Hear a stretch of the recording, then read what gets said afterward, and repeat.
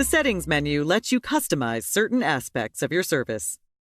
Press the menu button on the remote control and arrow down to Settings. Under the Settings menu, you can change your display settings and your guide settings. You can also change your parental ratings. If you have a DVR, you can make changes to how you want to display certain settings as they relate to your recorded programs. Please refer to the Manage Your Recording section of this tutorial for information on recording settings, and the Phone menu section for information on phone settings. Edit Favorites was covered in an earlier section, Working with Favorites.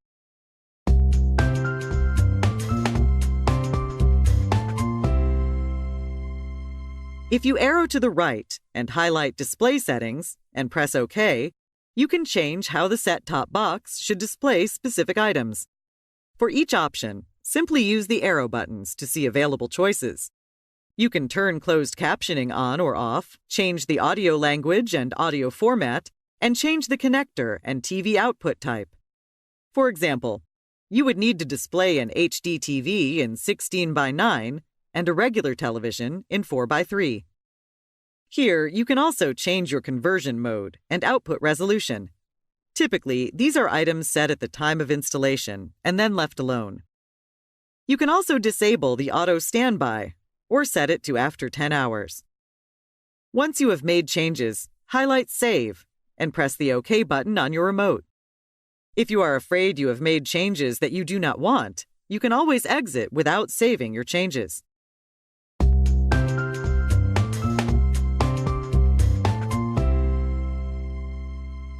If you arrow to the right and highlight Guide Settings and press OK, you can adjust how guide information displays.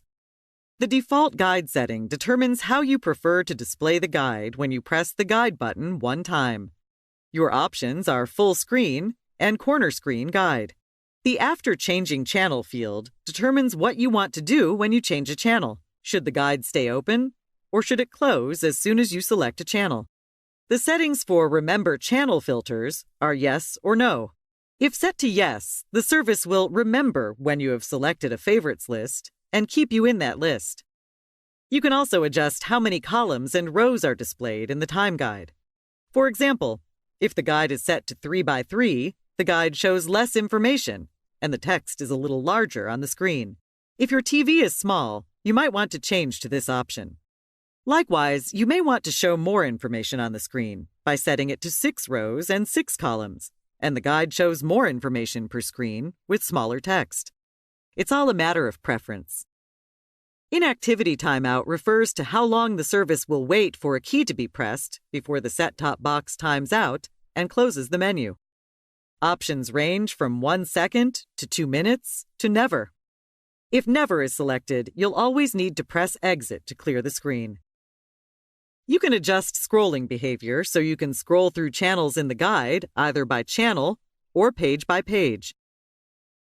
Finally, when you use the Browse key to scroll through channels, the browser bar inactivity timeout setting determines how long the browser bar information will display on the screen once you stop scrolling.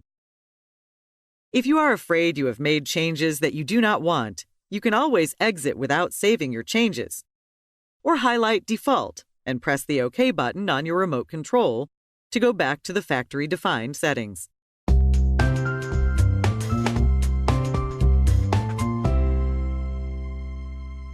The Settings menu also gives you access to options regarding the recordings on your DVR.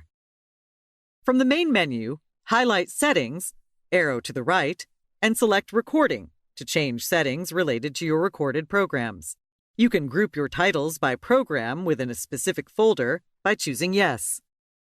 When viewing your future or recorded program listings with the Auto Expand selection set to Yes, you will receive info about each specific program. If Show Folders is set to Yes, programs will be grouped into specific folders.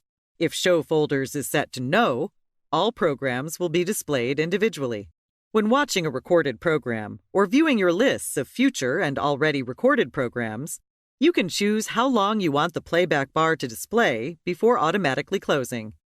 If Never is selected, you will need to press Exit for the playback bar to close. While watching a recorded program, you can choose to have a skip icon. that will display when you press the skip forward button on the remote. Or you can choose to display the playback bar whenever you press the skip forward button on your remote. If you would like the playback to include an auto reverse feature, you can set that to always or never. You can also program the skip forward and skip back buttons. These can be set from 1 to 999 seconds. Once you have made your setting changes, highlight Save and then press the OK button on your remote. If you are afraid you have made changes that you do not want, you can always exit without saving your changes, or highlight Default and press the OK button on your remote to go back to the factory-defined settings.